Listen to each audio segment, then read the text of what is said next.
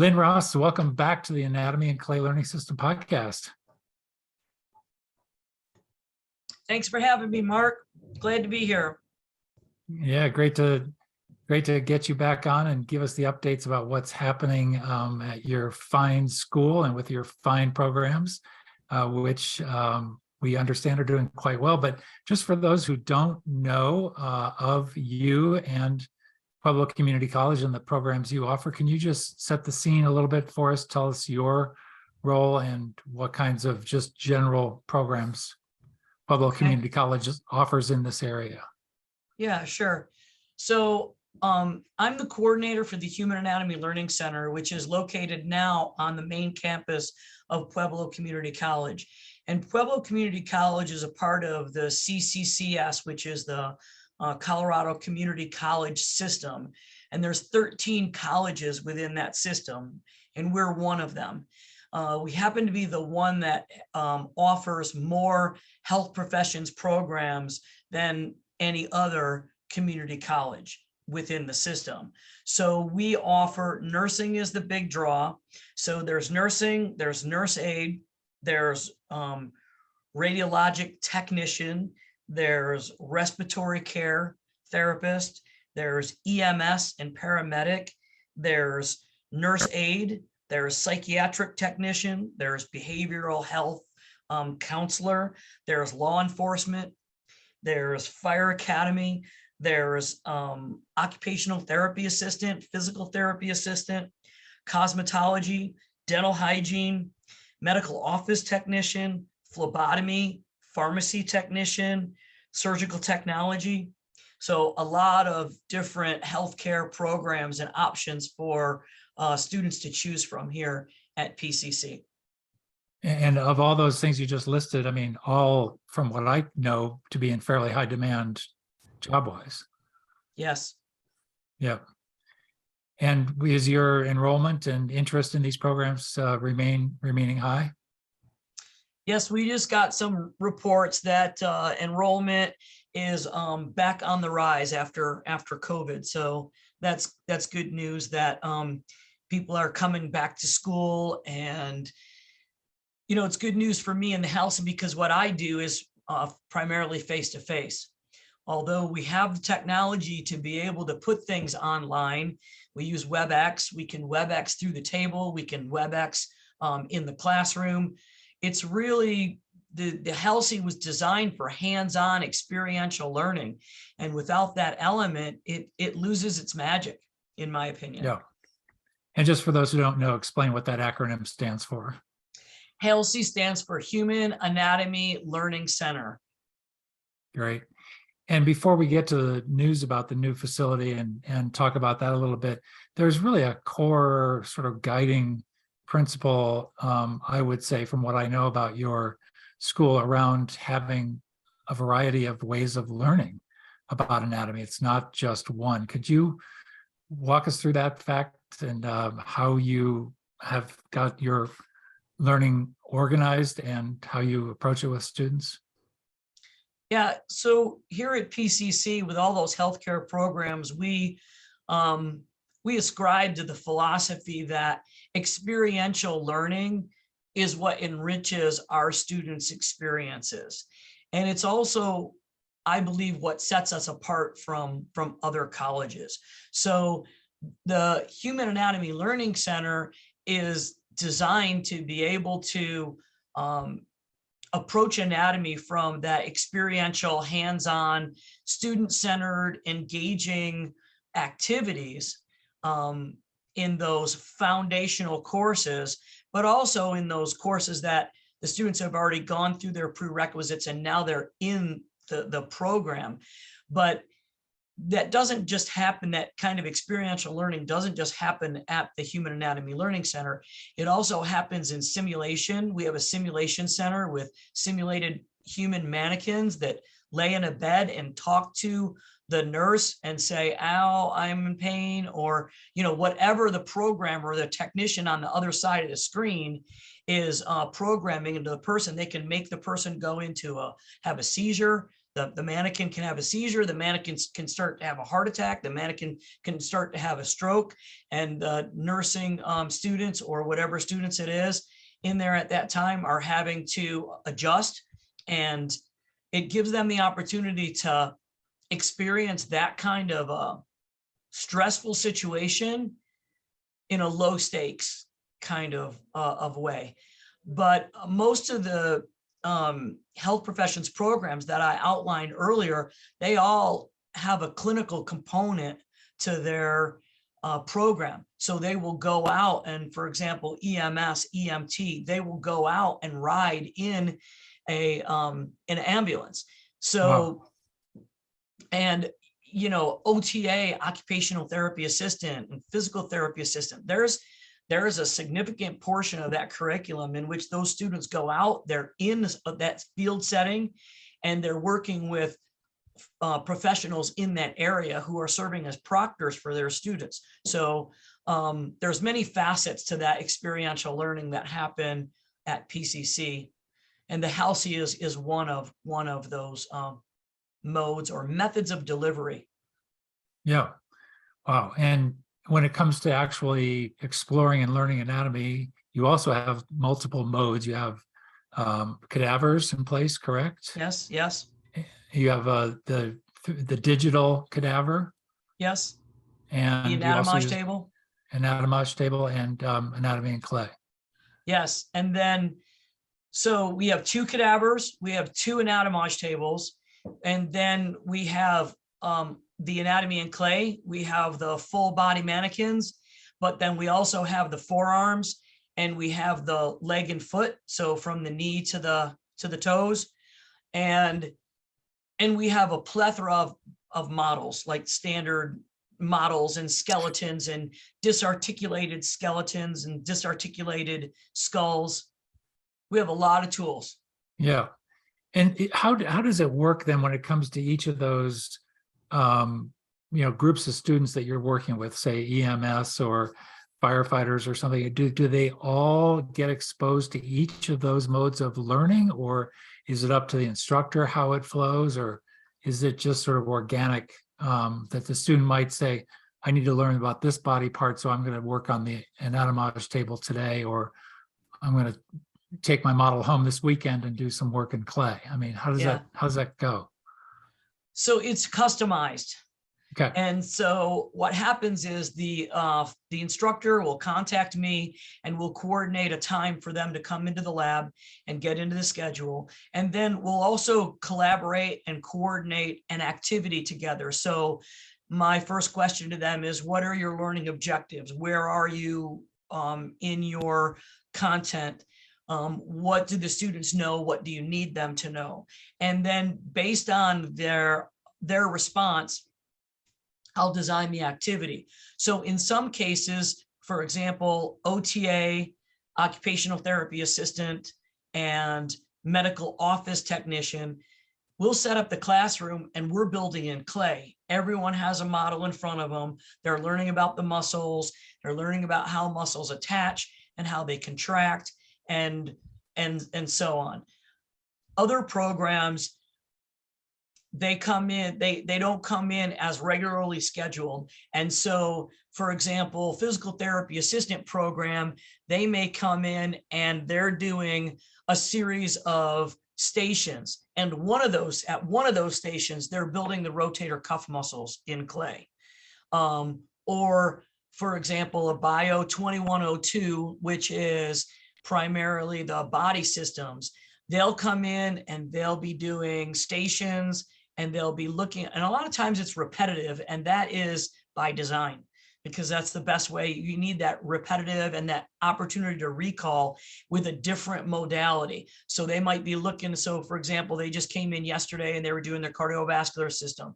So they were looking at the heart on the anatomage table, and then they're looking at the heart and blood vessels on the cadaver, and then they're at stations, they're doing they're coloring a drawing of the heart where they're drawing the oxygen rich vessels and chambers in red and oxygen poor chambers and vessels in blue. And then at another station, they're building the heart in clay.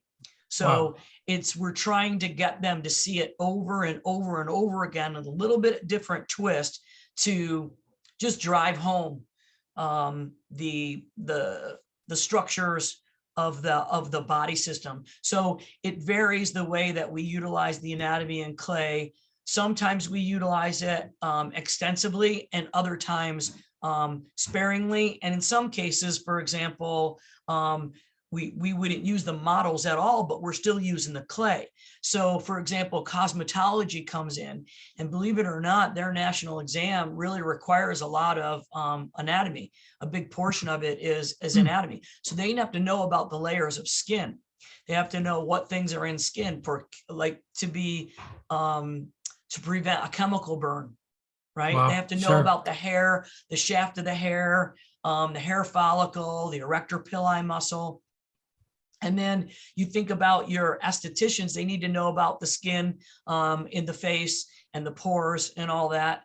But the nail techs also need to know the anatomy of the nail. So we use the anatomy in clay. They have to actually build the skin and all those structures within the dermis. They build it in clay. They build the layers, and they build in the hair, and they build in the erector pili muscle, and then they'll do the same thing for the nail. And then when they rotate to the cadaver station, we'll have a piece of human skin in a dissection tray, and they're dissecting the dermis and the epidermis from the hypodermis. So they're even though they're not building in the models, because I can't customize that. I mean, I can't do that with the clay on the model, but I can do it in another way. So they're destructing and constructing.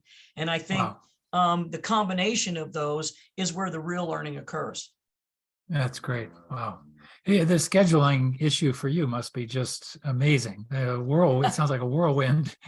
I do spend a lot of time on the schedule, on the HALCI schedule. It can be it can be cumbersome, but it's the fulcrum. I have to have that in place because from that, then I schedule my lab assistants, and I schedule my my work studies. So my work studies are days before a class comes in.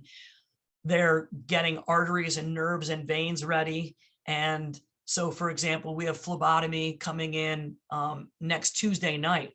Well, we already have the forearm muscles, and we have one of the foundational forearm muscle of the flexor digitorum superficialis already on the model for them, because we have a limited amount of time. We can't build all of the muscles in the forearm. I wish we could, but we don't, but we can't. And so they have that, and the tendons already built. Then the students will build the more superficial muscles on top of that. But we have to have the arteries already made, the nerves already made, the blood vessels already made, because students don't have the time to do that. So Right. I've got to schedule my work studies days in advance to be building that onto those models and getting the extruded clay for those vessels and nerves ready. So it's interesting. Keeps me on my toes. Let me say it that way. Yeah, it makes me think about a Carly Simon song, Anticipation. I mean, you just have to be constantly planning ahead. Let's get to the new facility. I mean, this really has changed the way your day flows. Can you tell us, I mean, this was some years in the making, correct? Yeah, we've been working on plans for this for 3 years now.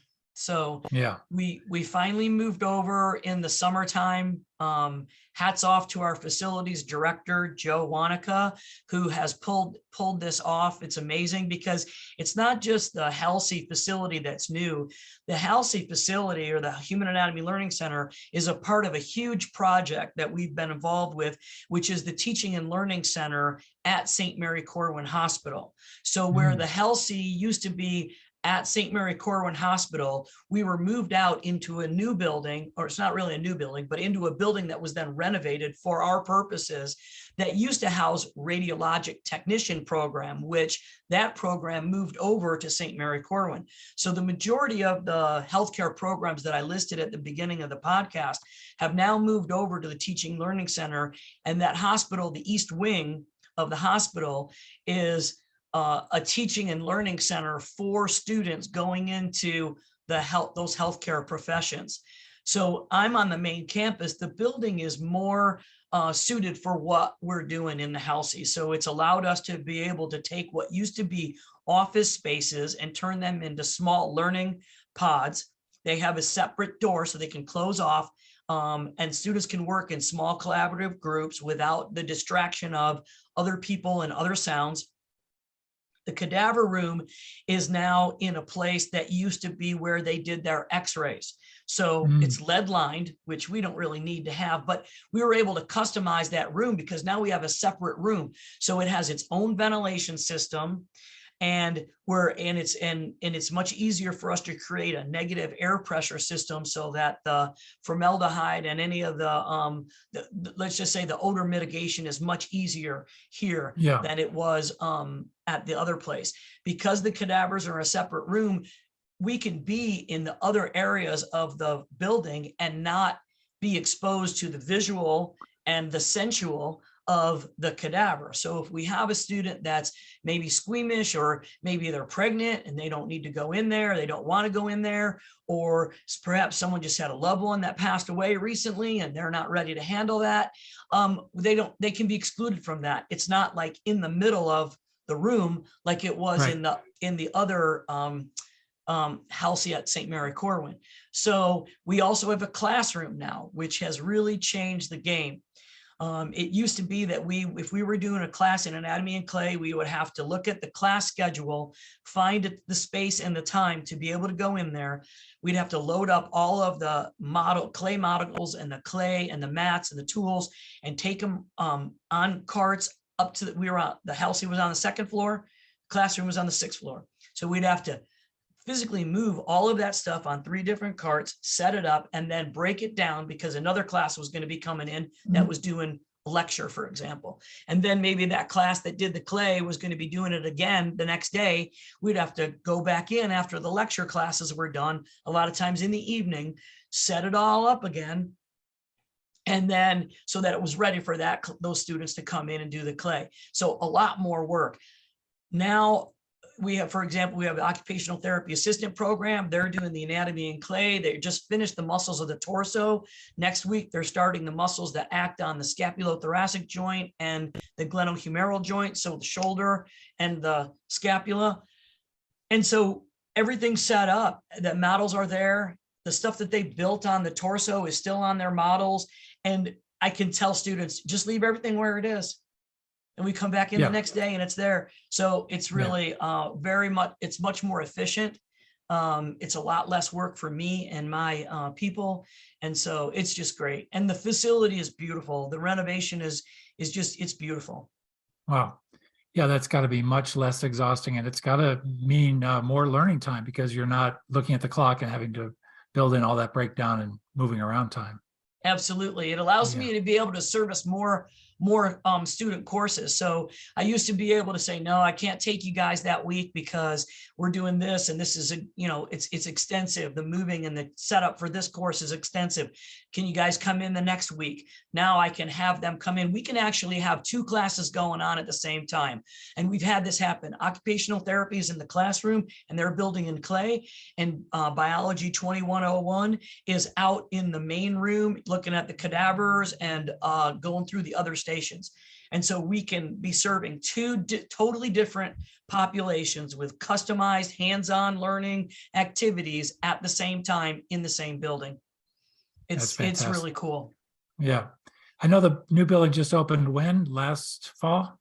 Yes, in the fall semester we started. So we were moving in all through the summer, and then our doors were opened on the first day of the semester. Has the word already starting to get out about this swank new facility and how much easier it is to be a student there? Yes, it's beginning to go that way. So we have done some marketing videos for the college, specifically utilizing the Halsey as a marketing tool to students. Of course, we haven't seen the return on investment for that yet because we just started the new semester, but word has gotten out. So we have Intellitech College, which is in our facility. vicinity, and they've come over and they want to utilize our lab. And then we've had CSU Pueblo come over and look at our lab, toured our lab. I'm not sure whether or not we're going to be able to work it out that they utilize it or not. They're pretty busy. We're pretty busy. So my light just went out. Hang on. Yeah, I see that. I see that. There we go. I just had to move. So it's on a motion sensor. That's funny. Okay. So yeah, the word's getting out. And that's good. So because this place was built, there's a lot of money spent in this build, and we want people to utilize it. So yeah, as much as possible. Yeah, the demand is there, is it not? Yes. So part of the expansion to the St. Mary Cortland Hospital was so that the programs could expand. So like the respiratory care program, the radiologic technician program, the expectation is that and the nursing program, all of those programs will grow. They'll accept more students because now they have more room to do so. Yeah. Where do you draw students from? Well, we draw students, it depends on the program, because like the occupational therapy program, for example, there's only 2 of those in the state of Colorado. So students come in from all over. We've had students that come and move here temporarily, or they have an apartment here for the week and then they go home on the weekend. We have a student right now that commutes from Denver.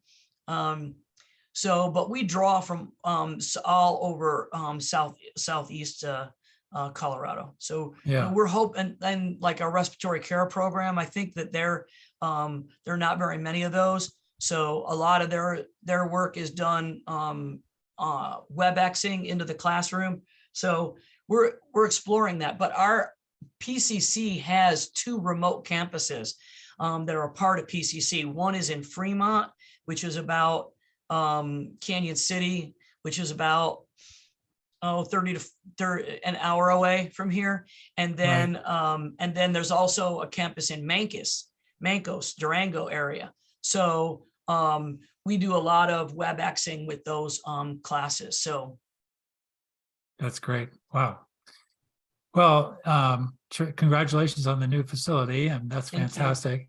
And I know I've asked you this before, but you know, it never hurts to just hear it again. I think I can hear how engaged you are in this. I think you once described yourself as an anatomy geek.